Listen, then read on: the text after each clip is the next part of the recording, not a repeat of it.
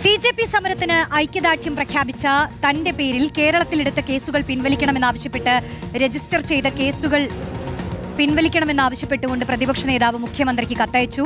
കേസുകൾ പിൻവലിക്കുമെന്ന് കേന്ദ്ര സർക്കാർ അറിയിച്ചിട്ടും കേരളത്തിൽ അത്തരമൊരു തീരുമാനമുണ്ടായിട്ടില്ലെന്ന് പിണറായി വിജയൻ ചൂണ്ടിക്കാട്ടി. സംസ്ഥാനത്തിന്റെ വിവിധ ഭാഗങ്ങളിലായി 5000-ഓളം പേർക്കെതിരെയാണ് കേസെടുത്തത്. MG പ്രതീഷ് നൽകും കൂടുതൽ വിശദാംശങ്ങൾ. MG പ്രതീഷ് പറയൂ.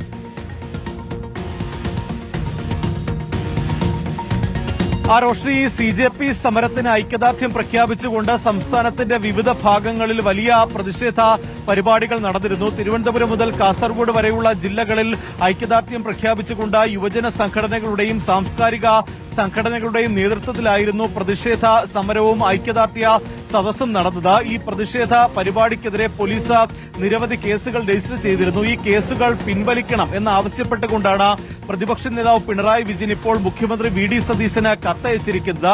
ഈ സമരം ഒത്തുതീർക്കുന്നതിന്റെ ഭാഗമായി കേന്ദ്ര സർക്കാർ മുഴുവൻ കേസുകളും പിൻവലിക്കാമെന്ന് അറിയിച്ചിട്ടുണ്ട്. പക്ഷേ കേന്ദ്ര സർക്കാർ അത്തരത്തിലൊരു നിലപാട് എടുത്തിട്ട് പോലും സംസ്ഥാനത്ത് UDF സർക്കാർ അത്തരമൊരു നിലപാട് സ്വീകരിക്കുന്നില്ല എന്നതാണ് പ്രധാനമായും പിണറായി വിജയൻ ആവശ്യപ്പെടുന്ന കാര്യം. അതുകൊണ്ട് തന്നെ എത്രയും വേഗം ഇത്തരത്തിൽ എടുത്ത കേസുകൾ പിൻവലിക്കണം എന്നതാണ് പിണറായി വിജയൻ ആവശ്യപ്പെടുന്ന കാര്യം.